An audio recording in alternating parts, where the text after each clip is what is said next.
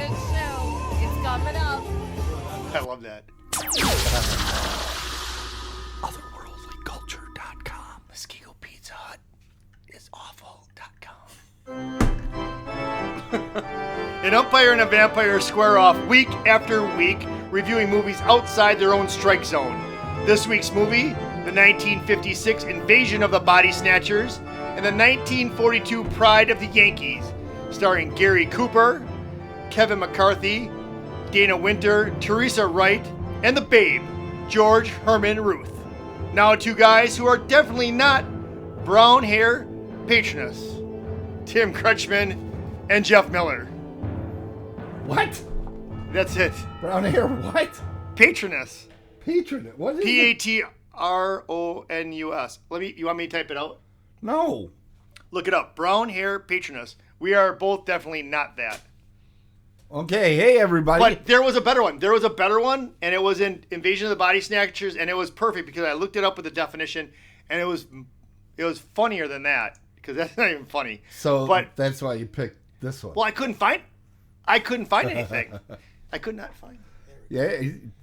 Yeah. Oh, nice. Yeah, nice. He has to show off little Dan Marino action because the Dolphins are playing tonight on Thursday Night Football. But we'll get to that later. And that'll be in our special sports part of the show. And this right here, we're looking out for our Miami people, our Bahama people. We got Hurricane Ian tearing up the peninsula. It's rough for those of you that are watching this later. Right, exactly. Ian is just ripping right now through there. And if you usually watch when you're in Florida, this will be put up on other services, so you'll be able to watch this later in the week when you get power. Yeah, because a lot of people from Florida were calling me, how are we going to catch the show? Exactly. And now they know. They know. Hey, everybody, welcome to Dead on the Bases. We are on the Vamp. He's the Ump. He is Jeff Miller. And Jeff has the distinction that he's won the Milwaukee Sports Media Personality of the Year award a record 5 times by being confused by another broadcaster. So, congratulations. Confused for another broadcaster? No, he was confused by another sports broadcaster. I don't know what that means. Yeah, it's okay. Anyways, before we get into this, no, he's right. He's right. I won it. Well, I did win it, but did you? Yeah.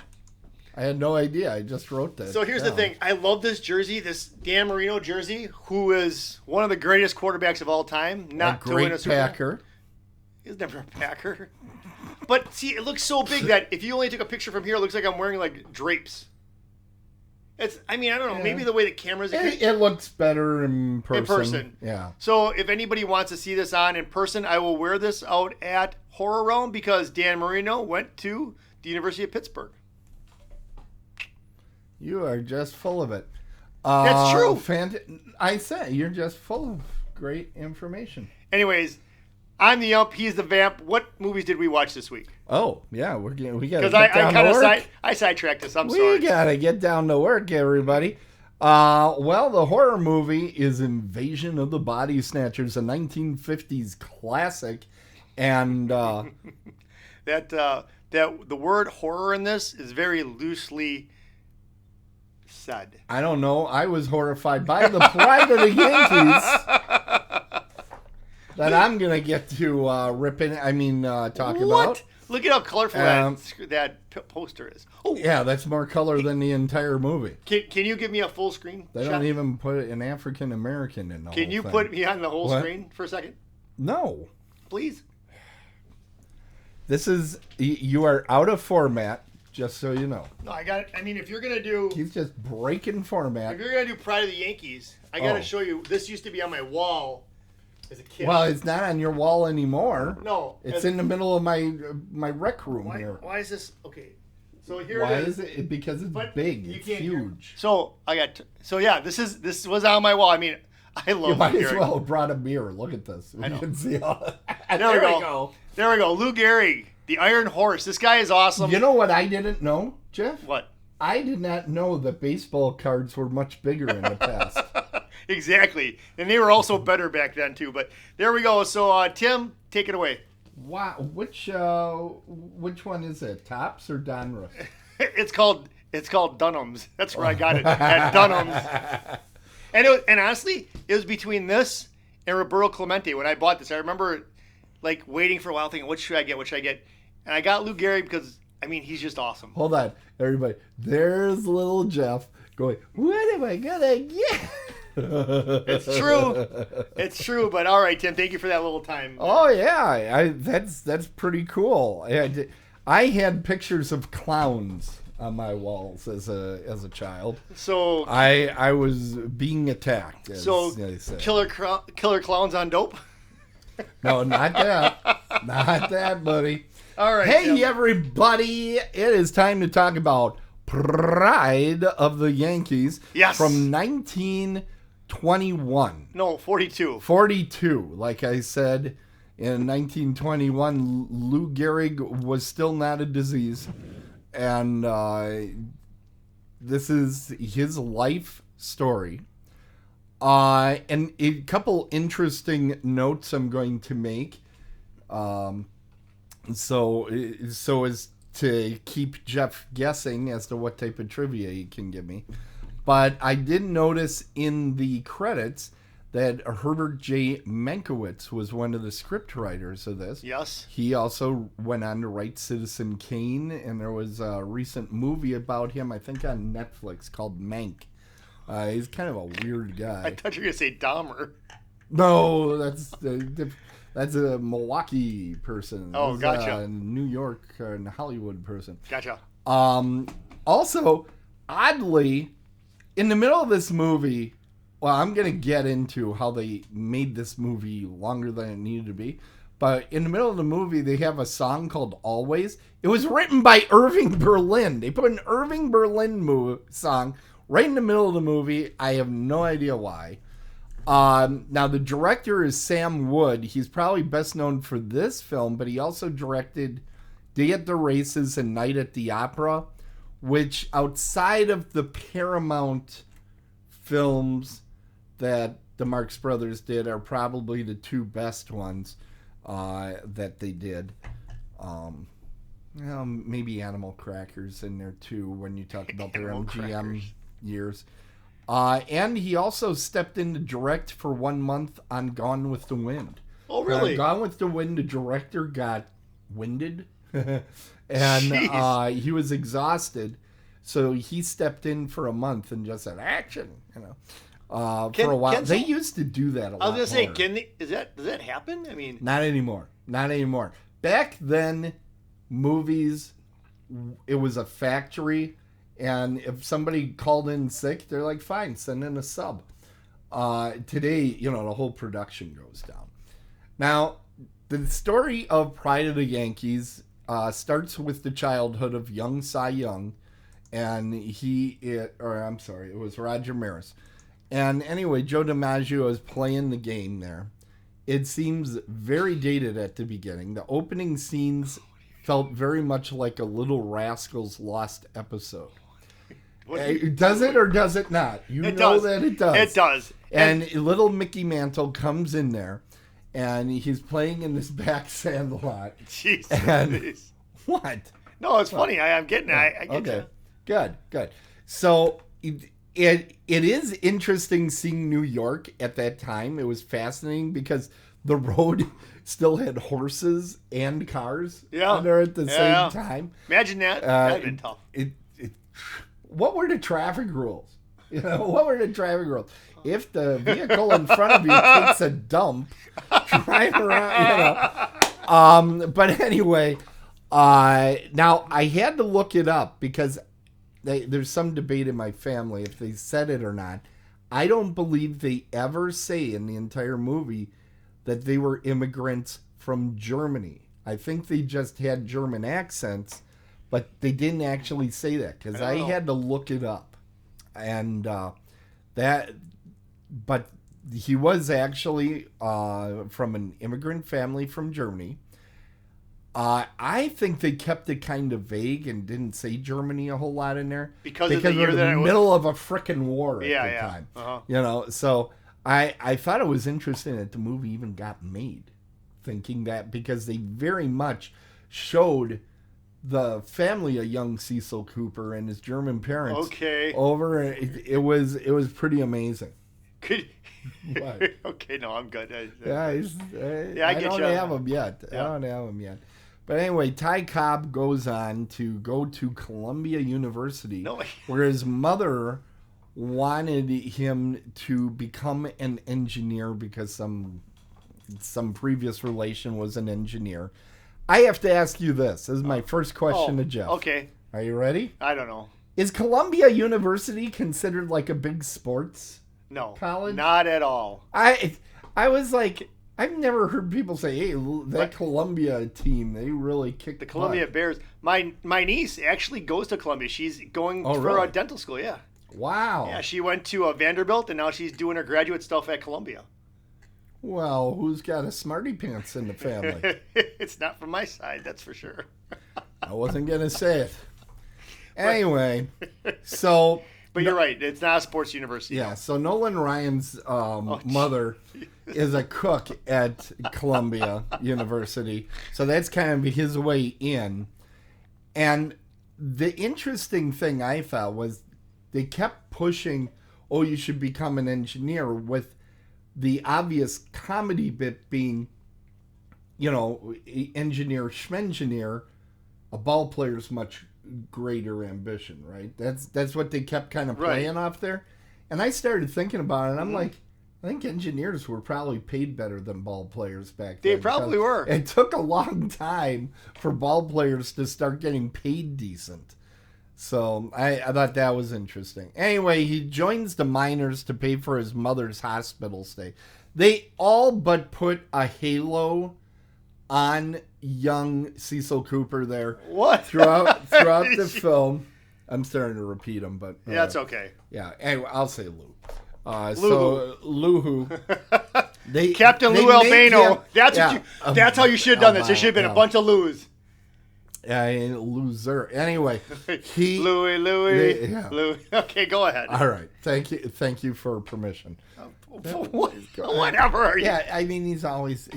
Folks, you know what he's doing. He's screwing around with the lighting right now. I'm not doing anything. No, that's you. Anyway. Yeah.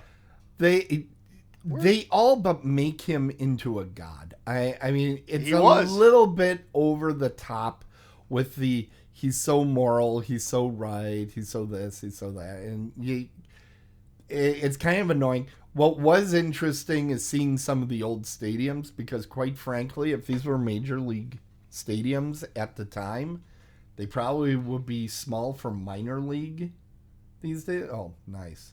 Thanks. That's a good picture of him, isn't it? Yeah.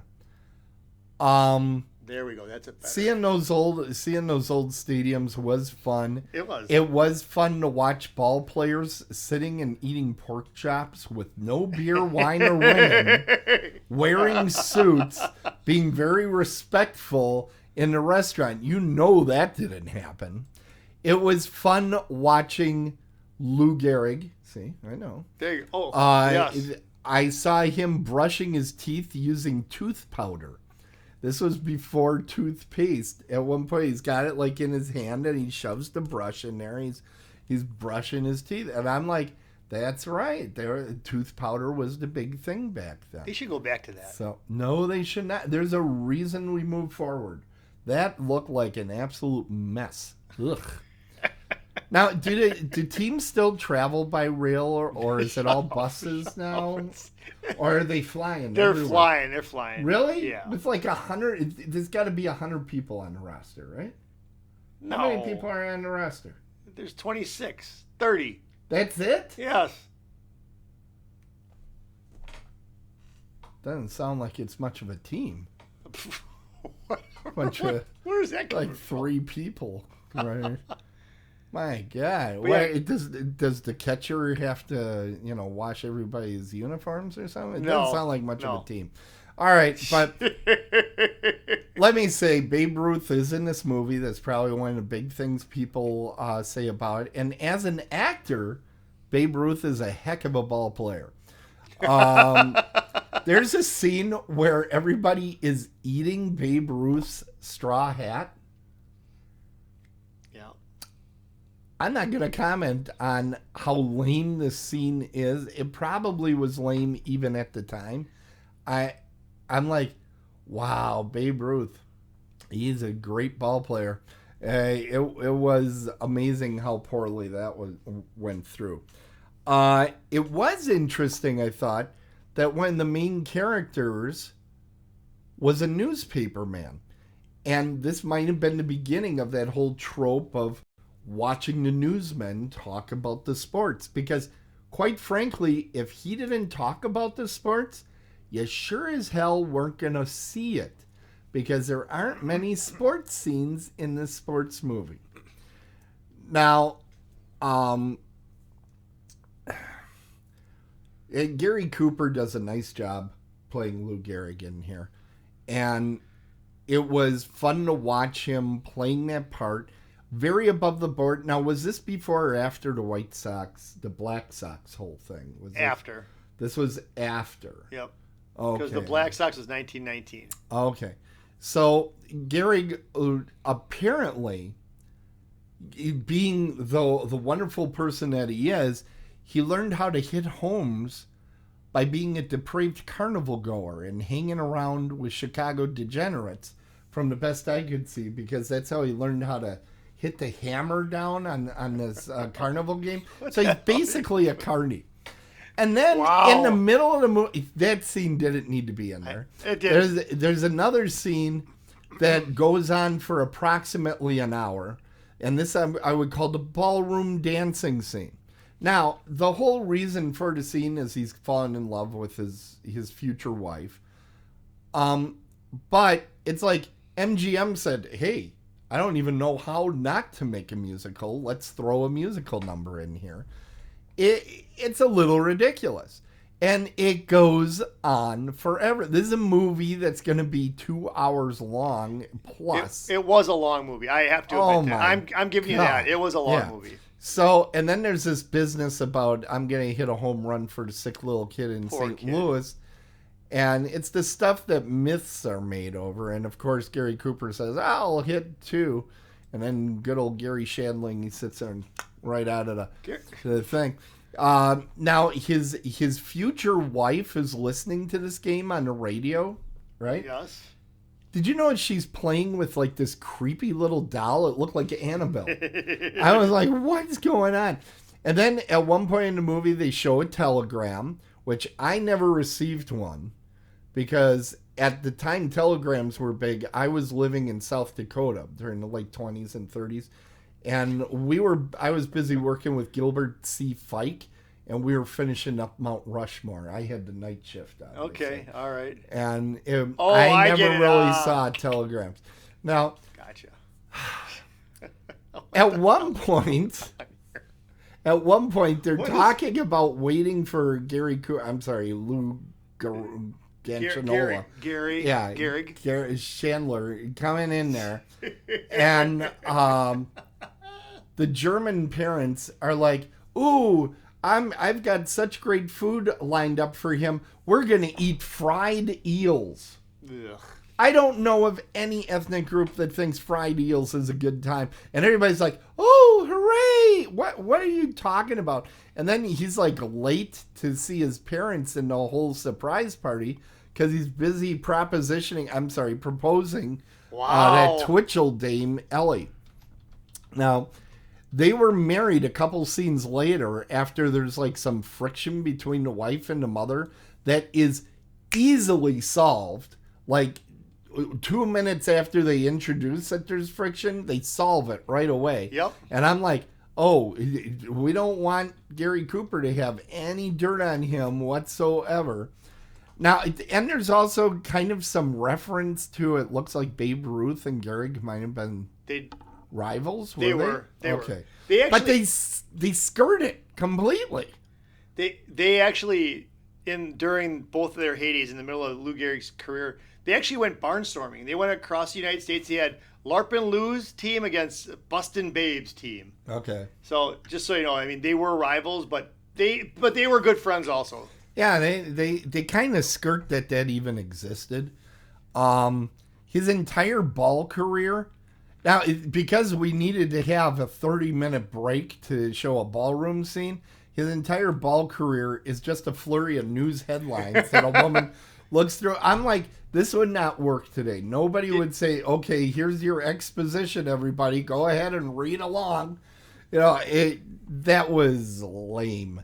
But it was cool seeing when they would show the stands, all the men are like wearing a formal hat, a tie, a sports coat. I'm like, that. I don't think you could even find the club owner wearing that stuff anymore. No. That was cool. Now, Lou finds out he has ALS because it wasn't called Lou Gehrig disease yet. Who knew? He finds out he has ALS when wrestling his wife. Okay, there's a scene where he wrestles his wife and he gets ALS. This is a public service announcement against domestic abuse. Right in the middle of the movie. There you go. Yeah. I looked. They first show that he's getting ill at 1 hour and 45 minutes. I'm not kidding. When you mention Lou Gehrig to somebody, if it's Jeff, they know all about his statistics. Anybody that isn't a sports fan knows that he died of ALS. Right? Right. It's like a footnote in this movie. They don't even show what the symptoms really are. Best I can tell, if you get ALS, it looks like you can't play pro ball anymore. That's about all I learned about ALS. And I started wondering, hey, I can't play pro ball. Maybe I got ALS. Tim. But I don't. I checked. Tim. I looked. In the end, Tim. This is really a story of a quitter. He quit the game. Tim. Okay.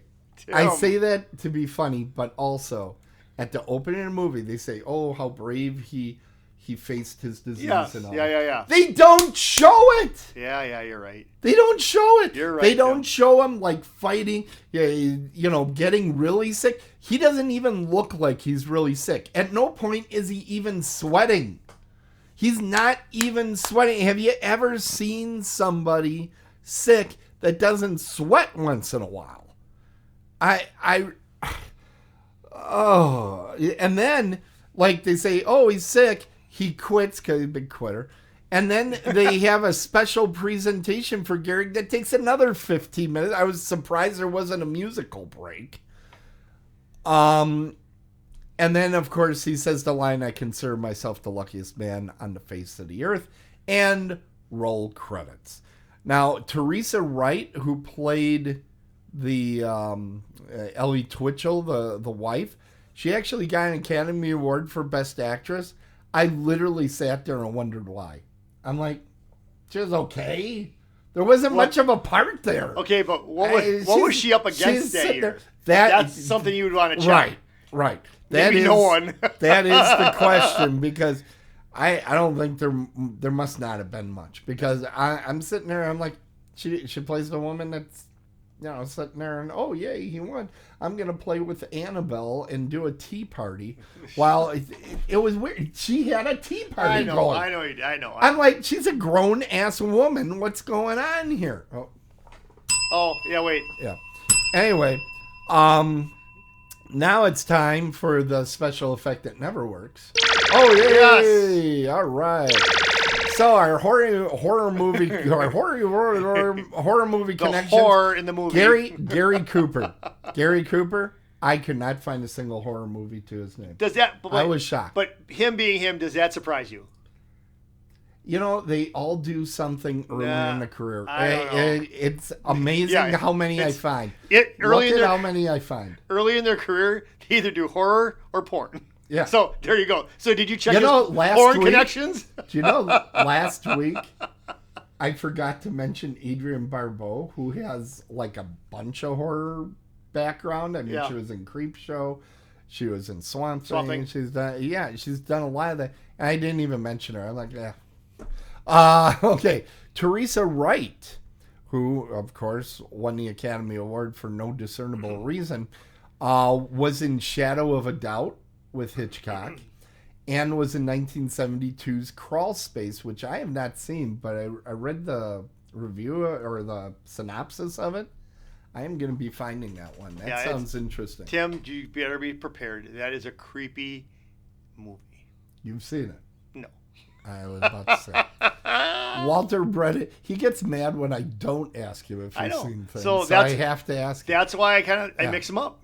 You are mixed up. Literally, one of the greatest character actors of all time plays the newsman Walter Brennan. His voice is super distinctive, and he actually played a part in Bride of Frankenstein. Oh, okay. He was an uncredited neighbor. I saw that and I said, end of story. That's perfect. It was before he was a celebrity, and it's possibly one of the most famous horror movies of all time. So let me ask you great this: job. when you're looking this stuff up, and if it's uncredited, how do you know that he was? Do you know it just by looking It was at an him? IMDb. Oh, okay. It was an IMDb. Okay. I probably wouldn't recognize him because I'll tell you the truth. Until he opened his yapper, I did not recognize him in this movie. And then he starts talking in that Walter Brennan way. I'm like, oh, that's him. Ernie Adams. Yep, Ernie. He is the guy that plays Miller Huggins, the first manager that they have. Yeah. This guy was in a lot of Universal movies, and if you look at him, he kind of looks like one of those, sketchy type of characters. Degenerate. He was a character actor that worked with Karloff in The Man with 9 Lives and Bela Lugosi in The Invisible Ghost. So that's some pretty solid horror movie credits. Okay. So that's great. Was the Man with 9 Lives, was like the man part cat or something? I have not seen that particular movie, but I believe that's what it was. It was like, oh, he got the heart of a cat and he could live 9 lives. It was something stupid like that. It was a programmer, but Karloff did a lot of programmers, and so did Lugosi for Universal. Back in those days, you didn't have TV, so they would make these they were called programmers, where it was like, these are kind of cheap, but it's fun little entertainment. Somebody would go in and watch it. Okay. All right, it is time for the score. I know what you gave this, I bet. Okay, go ahead. Well, the way that you're saying it, I'm thinking it's going to be low. It's low. It's not North Dallas 40. So, but if you're tying this into the movie, I'm going to say you gave it a 4 for Lou Gehrig's number. I did give it a 4. There you go. I didn't know that was his number. You didn't? No. What the hell do I know? Are you impressed? Are you impressed? Yeah, I'm super impressed that you know one of your favorite sports figures number. I gave it a 4 because it was super freaking boring. They could have cut out easily that half hour. Just take out the musical crap and it would have been a better movie immediately. Usually I push back and try to really defend it, but this movie is long. It seems it's longer than what it should be. It could be an hour and a half. Yeah. The other thing is, it makes Lou Gehrig into a deity, he's just absolutely perfect in every way. He never gets mad. He never anything. And I'm like, well, that's a boring character is what it is. And it's like, you could show him getting upset that he has to give up the game. He doesn't. He just kind of goes, That's why I made the joke about him being a quitter. It doesn't look like he really fights back. It's like, all right. But I wonder how they went about making this movie. And the reason why... Wait. I'll tell you why. I'll tell you why. Yeah. Lou Gehrig died in 1941. Right. This movie was made was released in 1942. Yeah. So what do you... They went to the wife, and the wife probably said, if you make any sort of comment about... if they would have made this movie in 1950 and there would have been a little bit of time, right? I think you would have found a less reverential feeling to the subject matter and might have approached reality. The way it is, I thought Babe Ruth and Lou Gehrig were going to get in a sack at one point. They're so in love. But what I'm getting at is that. So how long does it take to make a movie like this? 6 weeks? 6 months? The way this one was made, Well, let's keep in mind, they didn't do any expensive work. No, here. I get it. They didn't do anything on the field. What do they got? Maybe 10 shots out on a baseball field? So this probably was under 2 weeks. But do you think this is something like he died and they're like, we better make a movie about him? That's where I'm getting at with this, because it came out like right after he died. I think they were making this before he died, as knowing that he's dying. Yeah, to raise awareness. Okay. For, ALS. But yet they didn't give it much time in the whole movie. No! There you go. That's my thing. Don't sit there and say, oh, he was so brave in the face of what I saw. If you're just taking this movie and saying, okay, this is real, what I saw is a guy that got sick and quit and just walked away, and he got a bunch of awards. So the way this movie should have been, it should have been reversed the other way, where it was very short about his career, and the little bit longer part was what he dealt with when he found out that he was gonna die, that he had this disease until he died, right? Would you say the scale should go a different way? Because it was mostly all about his life in baseball, and then he dies. Yeah. I know, It didn't do it for me. I know. Gary Cooper, I like Gary Cooper, but there's no character It's here. very vanilla and because they didn't want to give him a character. No. They wanted him to just be this, mythological character. So, great. Like Manila, just very Manila, very white, very... Yeah. Anyways, but okay, Tim. All right. So, I gave my score. It is now time for our exciting news segment. All right. What? I'm ready. All right. I'm really not, but I am. Here we go. Hold on. Look at this. New opening. Woohoo! I like that. We are in otherworldly culture sports, everybody. Yeah. And there he is. Here I am. He's America's sweetheart. You know him as the ump. He is Jammin' Jeff, the Killer Miller. There you go. All right. So how was that for an intro? Did I liked it. I liked it. We can work on it. No, it was fine. It was fine. I'm just giving you a little heat. Here we go. Okay. Anyways, so a couple quick sports updates. Last week we had the show during the Milwaukee Milkmen trying to win the Golden Bat. They went up 8-3 in the 8th inning, I believe, and Fargo came back, tied the game at 8-8. They went to, I think, 10 innings and lost 9-8. So they lost in extra innings. Too bad. They came in second. Yeah, but you know what? Next year will be another year, and if you ever get... it literally couldn't get closer than No, that. it couldn't. It was. I mean, come on. It went all 5 games. It went right down to the end into extra innings. But people got what they paid for. They did. You know what? That's the thing. I go to a ball game. I want extra innings. I want to get my money's worth. That's free baseball. It's free baseball. So just like when I'm out golfing, and me when I go to the movies. If they make that thing 1 minute over 2 hours, I start complaining. I'm like, get this thing down to 90. A tight 90. Damn. What about 90 to 110 minutes is the perfect length for a feature. Wait, 90 to 100. Okay. What about, so you never saw Gone with the Wind? I did see Gone with the Wind. 8 hours later? You know what I thought? What? Could have used some tightening. Need a little editing. Let's get it in the editing bay. Hey, I agree with you. I had to watch that movie. I was dating a girl, and you heard if you didn't watch Tuesday, you know that I get roped into a lot of things because of women. So she's like, hey, let's watch Gone with the Wind. And it was the longest movie of my life. Oh, my God. Yes. Yeah. So anyway, so we had that going on. The Brewers keep winning. They won again yesterday, and the Phillies can't win. The Phillies have been swept by the Cubs this season.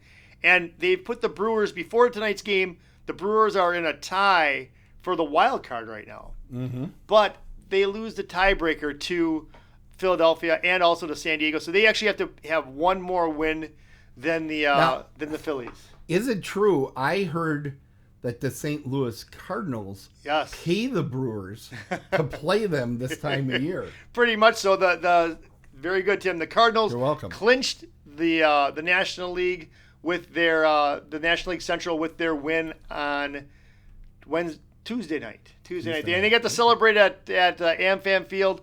congratulations to the St. Louis Cardinals, Albert Pujols, Yadier Molina. Good luck in the playoffs. Let's see what else we got going on. So we have that and that. So the Brewers have got 7 games left. They have to win 6 of 7 if they want a chance to get into the playoffs. Okay. So go Brewers. We are in Craig Timber. And then put it up. Go ahead. I'm turning over a new leaf. Yep, Craig Timber. So the Packers won a tight game. How did you know I would have it available? I don't know. I also have this one available. Oh, that doesn't show up. That's good. Good. You got any golf? No. Anyway. No, but the Packers won last week. They narrowly defeated the Tampa Bay Buccaneers. They are 2-1. They come home this week to play the New England Patriots at 3:15, and the Patriots are 1-2. Bill Belichick's Patriots are 1-2. What else do I have for you? Oh, I've got this week in sports history, and this is a good one. This is a local one. September 29th, today, in 1962, the Milwaukee Braves' Warren Spahn beat the Pittsburgh Pirates 7-3 for his 327th career win. That made Warren Spahn the winningest left-handed pitcher in MLB history. Bob Uecker was the catcher for the entire game and collected 3 hits and drove in the tying and winning runs. That was up to his 200 career batting lifetime batting average. Wait a second. How do you know that, Tim? What? How do you know that? That's correct. I think everybody knows that he has a 200 batting average. That's incredible. Not 199, not 201. Really? 200. I read it in his book, Catcher in the Rye. I read that book too. Yeah. What was his uniform number here as a Milwaukee Brave? I have no clue. 8. Gesundheit. Anyway. Yeah. So yes. So put it back on me again real quick here. And tonight, the Dolphins take on the Cincinnati Bengals to see if the Dolphins stay at a perfect 3-0. See if they win tonight, they go to 4-0. So wow. And the only other undefeated team in the NFL right now is the Philadelphia Eagles. Fantastic. So that's sports. All right. Well, thanks, Jeff. According to Jeff. Wait, I got a tagline here for this. Oh, you do? Yeah. Okay. That's sports, according to me. Yeah, that's great. All right. Do we get a commercial? Do we get any kind of commercial break? No, we got to keep going. For what? Keep going. All right. You know what time it is? Oh, it's time for me to review. It's time for greatness. Remember, you can get a hold of Jeff at otherworldlyculture.com. Admonish him there of giving me such crummy movies. And you can drink Mountain Dew. They aren't paying us for that. But you got to drink the Mountain Dew with the real sugar. They got millions of viewers right now that are just like, oh my gosh, that's cool. All right, here we go. So I had the movie Invasion of the Body Snatchers. Yeah, fantastic. Classic film. So this is I always give you such great stuff, and you give me This is a 1956 black and white movie. I like the black and white movies. Yep. This was an hour and 20 minutes. The correct length. And I'll be 100%. I'll tell you exactly how I felt. I felt like this movie was 2 hours and 20 minutes. This movie. It does have pacing problems. This movie is extremely slow. And I'm almost embarrassed to admit this, but I fell asleep a little bit in the beginning. I did. I did. It moves slow for about 30 minutes. Yep, and that's the 30 minutes that it does. Anyways. Yeah. So what this is about is there's this town in California, right? And things are going a little wacky. And it could have been made yesterday. It could have been. Yeah. But there's these, so people aren't themselves. And I'm going to ask you some questions too about this, because there's some parts that I lost. Well, as you know, I know everything, so it's not. When it comes to this movie, I hope you do, because there's so many holes to this that I don't know. I could drive my Jeep. I can drive my answer Jeep almost all of them exactly the same way. We'll see how it goes, but go ahead. Anyways, so we have, so it opens up. It's pretty unique how it opens up. And who's the bald guy in it? That bald guy with the glasses, who, you know who I'm talking about? That one guy with the glasses. The one guy, the bald guy. The guy in the very beginning. He comes. Well, if he Mr. shows up. Clean. No, I don't know. No, that's a pirate. You're sure? Okay. So, anyways, So Kevin McCarthy, who plays Dr. Miles J. Bennell, he's the beginning of the scene. These cops, they bring him into this place, and it's like a psych ward or whatever. And he's like, no, I'm okay, I'm all right. And the whole movie, I'm all right. excuse me, Ain't nothing wrong about me. yeah, that's Caddyshack. But the whole movie is him running back in his head, recounting the whole story. Yeah. Thank you for the word. Recounting the whole story, which is kind of cool because I like those movies where it starts out and then they recount it and then they bring it back. And you get to hear his voice, which he has such a great narration voice. It's he does. Not it even reminds funny. me a lot of myself. So he's in there, and the thing of it is that he's driving back from the airport. I think from the nurse that he's with. But I'm thinking that they're going to hit it off, but it's really not. It's someone else that he's after. This Becky Driscoll. Both are very pleasant to look at, I'll have to say. Oh, yeah. Gene Willies. Yeah, she's a nice piece of music. She was really cool. I liked her too. I liked Dana Winter.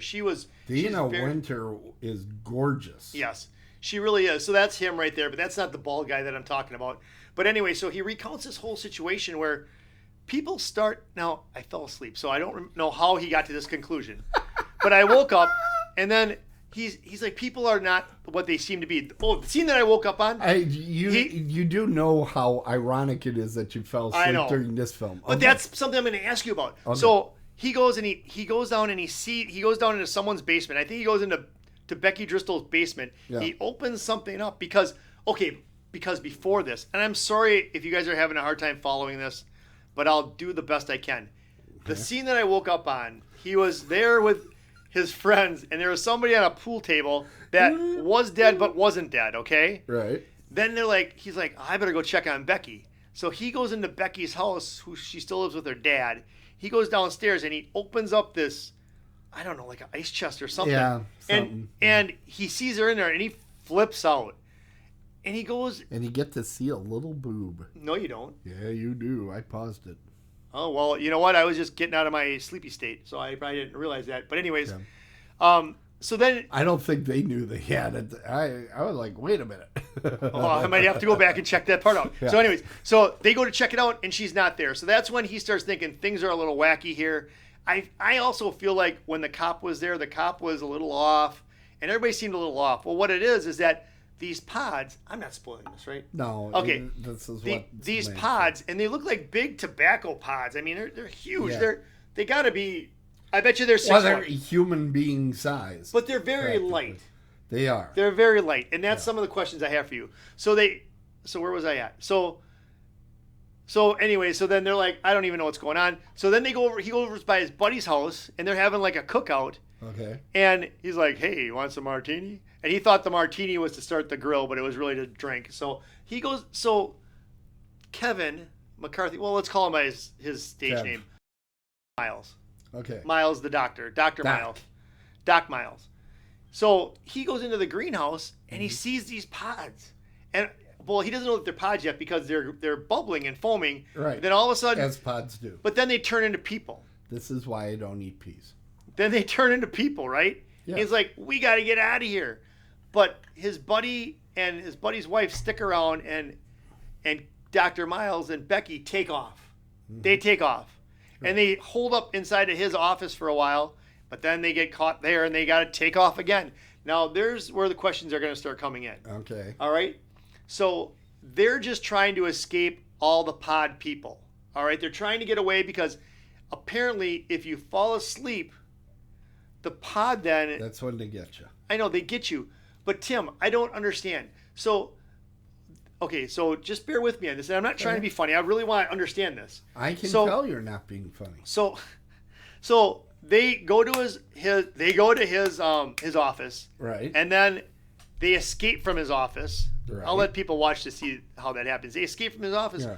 Why don't they go back to his car and drive away? Why do they have to try to run through the desert? Explain that, honestly. Okay. This movie was made for less than $1 million. It was extremely low budget, and they were done with using that car. You mean money-wise? Go ahead. Ask the next question. Why are the pods so light? Yes. They're made of paper mache. This movie was made for less than $1 million.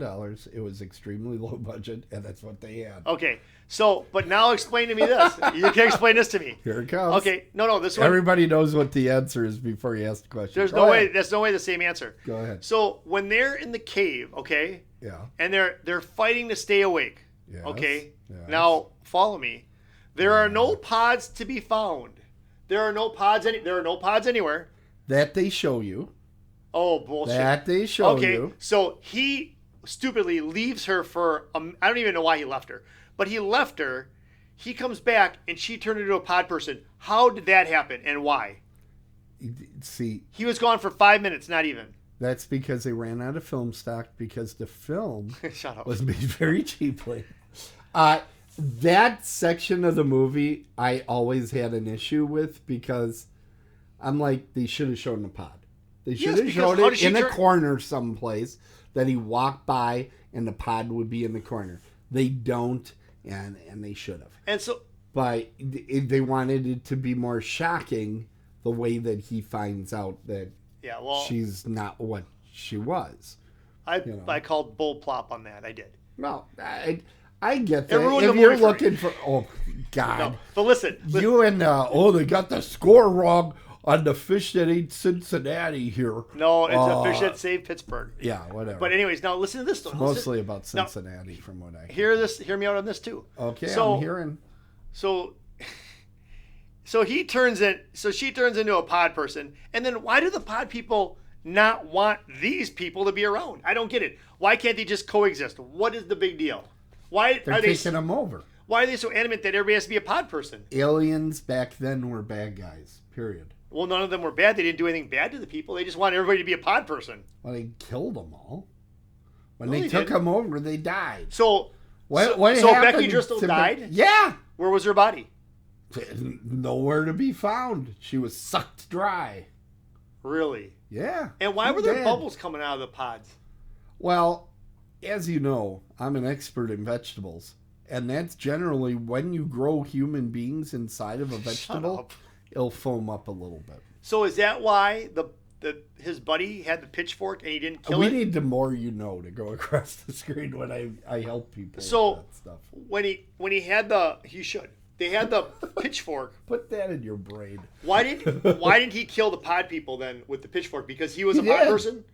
He did kill him. No, he didn't. But he didn't kill the one because it looked exactly like him, and he's like, it's kind of like suicide. And would it have killed him then? No, I don't think so. And wasn't that cop? He's a jag. Right? Yeah. He was a jag because he was already a pod person and he was causing trouble. Yeah, he was a dick. Yeah. No, come on, Tim. Anyways, it's a body part. Say Richard. Anyways, so I know some people named Richard. No. Not going to do that. So anyways, you know what this movie was? I let me tell you why I picked this movie for you. Because you wanted to bore the hell out of me. No. This is not a good movie. This movie is the precursor and what sets the table for movies like The Faculty and The Thing. Okay, those were both good movies. This movie sucked. I love this. Okay, movie, well, it didn't suck. Yeah, but it just wasn't. It wasn't for me. I know what your problem is, so don't worry. Not even close. I wasn't scared at all. I fell asleep for a while. I made supper. I did a whole bunch of different things. You cried quietly in the corner. No, this is a tip. But you know what? This is a typical drive-in movie for the 50s. For those people that went to drive-ins, this is a drive-in movie. This is because you're not watching this. You're making out. You're not. You're not watching this. You're hitting it. Yeah, you're hitting and it's got such a dumb plot that you can just go home. Yeah, I saw it. I saw Body Snatchers. All right, so I think it's that time. Oh, what are you getting score? Oh, you still got more? I think you answered my questions. Okay. So I answered them. Let's just finish. Whatever questions you have left is the same answer. Well, no, let's just finish this up. So he goes back and he flags down a car on the expressway, right? And he ends up back where the mental hospital is because they brought everything together. Back to this. And he's there with that bald guy. I gotta find out who that is. Oh, I know who you're talking about now. He went on to play. Help me.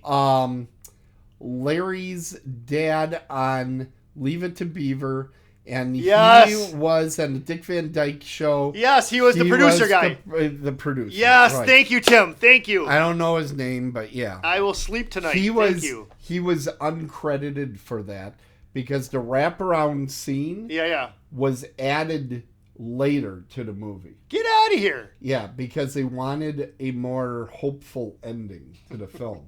Because without the ending, you just have where he's screaming out in the freeway. Yeah. And it's like, all hope is lost. So they had to put that little ending in there so that they knew that the good old government now knew. So, of course, everything would be solved. I guess for 1954 is an alright movie. So, all right, Tim, yeah, are you gonna rate it? Do you want to guess what I rated, or do you want me to tell you what I rated and why? I'm guessing it's gonna be a 4. Nope, it is going to be a 3. Wow, the Babe Ruth of movies, number 3. That was Babe Ruth's number, by the way. Wow, look at that. Yeah, I didn't know that or care. That was great. Are you upset? You shouldn't be. That movie was it was not for me. And it's not for anybody else who wants to watch horror movies. Well, no, not so much that. Wait. Let me preface that. Let me preface that. Adults enjoy the film. Wow. No, I'm just saying it's not your normal. It's not your normal horror movie. It's not what I'm used to seeing for horror movies. I get it. I do get it. It was very boring. I'm sorry. This is very much eating your vegetables, getting to know the horror genre. But I wanted to give it to you. Thank you. To give you a feel for what had happened in the past. But right now, it's time. It is time for trivia! Let me tell everybody quick how this is played. We're going to read out 3 statements for our partner. Trace. And they're going to have to figure out which one is not true. Do you want to go first, yes, Jeffy? I will go first. All right, Jeff. So, does that mean that I ask the question first? You can ask the question first. All right. So. Hold on. Let me get ready. Yep, I'm ready for my answer. Okay, all go right. ahead. Gary Cooper. You can take that down. All right. Gary Cooper. Should I test it again? Oh, no. Gary Cooper only did this flick as a favor to his friend Sam Wood. Okay. Teresa Wright. We'll use some Babe Ruth numbers. Teresa Wright was 3 for 3 with Academy Award nominations. 3 films, 3 nominations. This one being the 3rd. And Gary Marshall was quoted as saying Pride of the Yankees was a Bush League film and purposely made Oscar Madison a Mets fan in The Odd Couple. Gary Marshall? Yeah. Gary Marshall of Happy Days fame. I don't think he was involved in The Odd Couple. He was. I don't believe that. I'm going to say that's the lie. I'm going to say Gary Marshall is the lie. I don't think you're right on that. I mean, you're right. That's the lie, yes. That's a lie. Yeah. But Gary Marshall did do The Odd Couple. What did he have to do with it? He did the television show The Odd Couple. The television show, but the guy that came up with the character was Neil Simon. Right. But he could have any kind of artistic. Oh, they didn't decide if he was a that's fine. You got it right anyway. Sports fan. You figured it out anyways. Until the TV show. I didn't even know that. That's fine. You never watched The Odd Couple on television? I watched the movie. I did not see the TV show. See, that would have. I didn't really watch. It would have TV helped show. if I knew that. So that probably would have. Oscar Madison in the television show. Wait a second. Yeah. Oscar Madison played by Jack Klugman. Yes, always wore his Mets hat. He's a big Mets fan. Okay. All right. You don't care. You just don't care. I want to beat you so bad with this one. If you look at the screen, I actually have 7 I could choose from because I was like, I don't know which stuff he's gonna know about. Well, let's put it this way: I didn't have time to do any kind of research on this. So well, I do feel like some of this stuff, because Invasion of Body Snatchers is so ingrained in pop culture. You've heard the term pod people, I'm sure, before you saw this movie. Honestly, I thought I said it for the first time tonight. When I was saying pod people, I thought I made that up. Yeah, it gets used a lot, where people are just blindly following, some sleepy president or something. It's when people have no willpower or brain. Anyway, I got my 3 items. Are you ready? You should get an extra point for that. I should. Go ahead. All right. Number 1. Don Siegel, the director of this movie, was the man that first showed Clint Eastwood how to direct. Number 2. Music was composed and conducted by a woman, Carmen Dragon. This is something I want to talk about after we're done, too. Go ahead. Number 3. The hero, Kevin McCarthy, went on to play bad guys in the 1980s, including the films UHF and Inner Space. 2 movies I've never seen. Really? Okay. Because I'm not a fan of Weird Al Yankovic, Okay. and I'm not a fan of Martin Short. So. Oh, my God. How are you even over here talking with Tim, is what he's thinking. He goes, I'm sitting here just like, oh, my God. All right. Well, Inner Space just seems dumb. Okay, anyway. One of my favorite films. I know. I'm sorry, but it is. Don Siegel. Don Siegel. Sorry, but it sucks. Well, I don't even know that. I never saw it. Because that's the one where Dennis Quaid gets miniaturized and he goes inside a human body, right? He does indeed. Okay. Don Siegel, the director of this movie, was a man that first showed Clint Eastwood. That sounds about right. I think I've heard Clint Eastwood in some podcasts talk about Don Siegel. Music was composed by conducted by a woman. Carmen Dragon. Yeah, and then the last one is the hero. I'm gonna say the false answer is the music one. The music one. Yep. What makes you think that? Because I hated the music in this movie. Did you? Yes. Yes! That's what I'm talking You about. are so right. Yes, correct. You are I so tell right. you. Carmen Dragon is the name, but it's a dude. It's like an Italian dude, and that's like a name over there. Oh, like you're splitting some hairs now, my friend. What do you mean, splitting some Wow. hairs? Is he a man or a woman? No, but This was before everybody just chose their own. whoa. It's a dude. No, I'm saying. I looked it up because I saw Carmen Dragon. I'm like, I have never heard of this composer before. Looked it up, and I'm like, that's a dude's name? No, the reason why I say that is perfect. because, I mean, that's like a very microscopic thing to change. It's like very small. Yeah, well, I'm an ass. No, but I got it. Yeah. Some of the other pieces of true trivia I didn't give you. There was even a Looney Tunes version of the movie called Invasion of the Bunny Snatchers. Get out of here. That actually exists.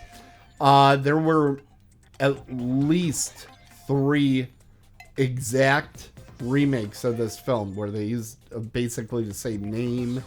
Were they called the same? Actually, 4 remakes. Really? One in 78, one in the late 80s or early 90s, and one just recently.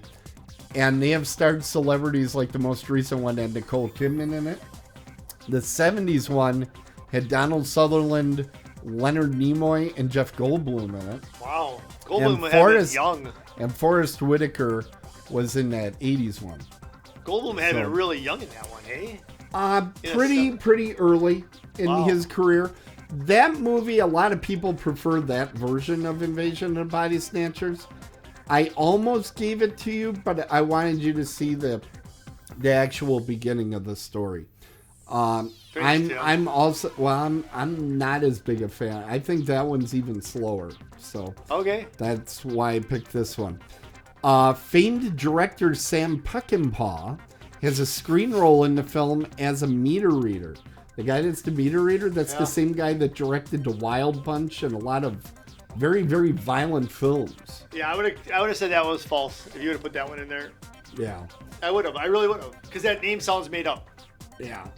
And then, Sam Peckinpah is one of the more famous directors out there. Never know. And then the caves featured in the film became the Batcave for the 1966 TV series Batman. I would have said that was true. I would have went with true. It is true. I know, but I would have said that wouldn't have scared me. That wouldn't have thrown you out. That's No. why I didn't use it. Yeah.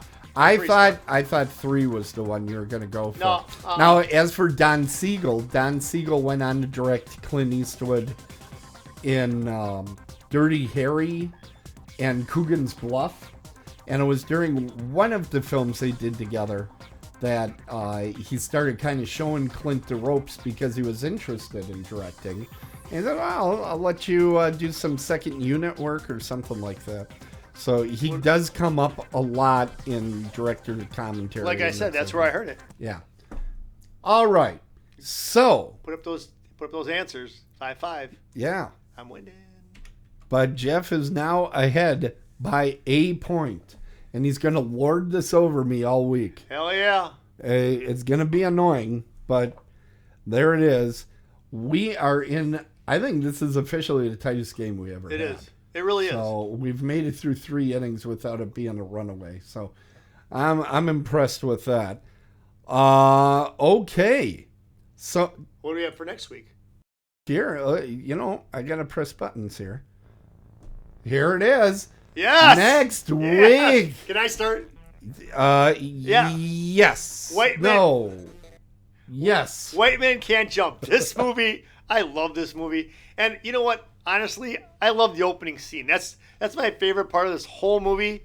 And Okay. but I do love this whole movie. I really like it. I it's just a lot of fun. This is 90s on steroids. This is a great movie. All right. And I heard everybody was on steroids. And I am giving you an American Werewolf in London, which, of course, the celebrity that is the star of it because you got to meet him face to face. David Naughton. Yeah, right out there at Horror Realm.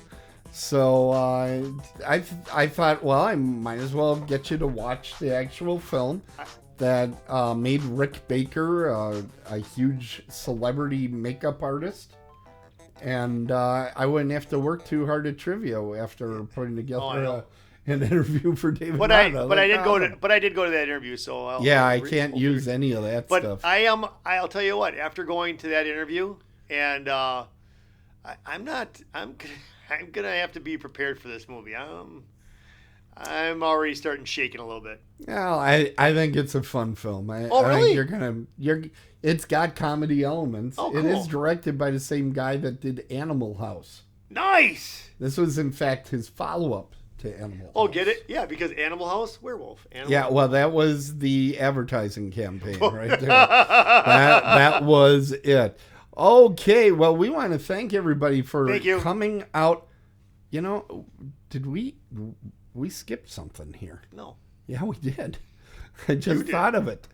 Where is it? Horror Realm. Yeah. Horror Realm will be coming back in 2023 to Pittsburgh, PA. It's going to be in March.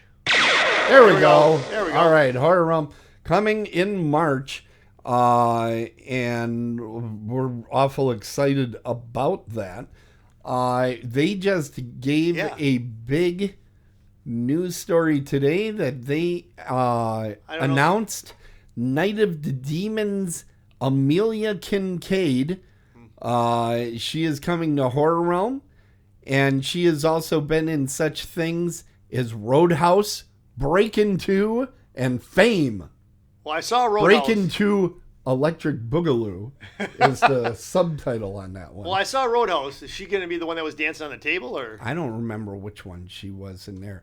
Where they did announce earlier this week, or was late last week, I can't remember when, Robert Kurtzman, who is most known as doing the makeup for Freddy Krueger in The Nightmare on Elm Street, was also announced. And last week, and I don't think we mentioned it here. Huge. Is that huge. It's huge. It's huge. Richard Masur of John Carpenter's The Thing. Yep. And he also did the It miniseries, which of course you love because of all the clowns. And he's done just a ton of 1970s television. It's One Day at a Time, right? ridiculous. I can't remember. His Yes. IMDb reads like, did it play in the 70s? Then he was on it. You know, I said that I was going to take my dog's dish to get signed by him. I've changed that. I went and I found my my CD of the Baja Men, Who Let the Dogs Out. Yeah. I'm going to have him sign Who Let the Dogs Out. Oh, God. Is that cool or what? I bet you've never had that before. You know what? I bet you're right. I bet you're right. I bet you nobody has. You know done what? that Hey, to him. you know what? When they do what? When they do the panel for him, they should put that on. Who let the dogs out as he's walking out? Who let the dogs out? Who? Wouldn't that? Well, we know that the organizers of Horror Realm are huge fans of the show. I'm sure That's they will what they take should it do. under advisement. I gotta talk to Rich. Okay. You know he's not really in charge. Oh, Michelle is. I'll talk to Michelle. Yeah. I think Michelle likes us better. Michelle and Sandy, they let Rich pretend like he has something to do with it. Well, Sandy and Michelle both like us. Yeah, we could probably more pull than them. Rich. Yeah, Rich is like, whatever, guys. Rich is the odd man out. All right. Well, thanks, everybody, for tuning in to another episode of Dead on the Bases. Now, remember to tell a friend about our show. If you didn't like it, tell an enemy about the show. It's time to close the crypt and call the game, and we want to thank you all for watching. Remember to share and subscribe our show and feed. You can find the show at otherworldlyculture.com and follow the show on Apple Podcasts, Amazon Podcasts, Pandora, iHeart, TuneIn, Stitcher, Google Podcasts, and people. other fine places you find podcasts. Pod people. Yeah, pod people. Now remember, everybody, as we say here at Dead on the Bases, if it's sports, it's a home run. But if it's horror, run home! We're Dead on the Bases, and we'll see you next time. Otherworldlyculture.com. HurricaneIanSucks.com. Oh, Ian. I'm sorry, Ian. Hurricane Ian sucks. Actually, technically, I think it blows. It blows.com. Yeah. No. Yeah, you said sucks. Oh, yeah. And blows. Bad boy. I'm always so nice. I've been better. You have. I've been trying. I'm not succeeding as well, but I've been trying. Nope. Which is more than I used to. Yes. So we got that going for me. Sort of like we flipped roles in a way. Yeah, it did.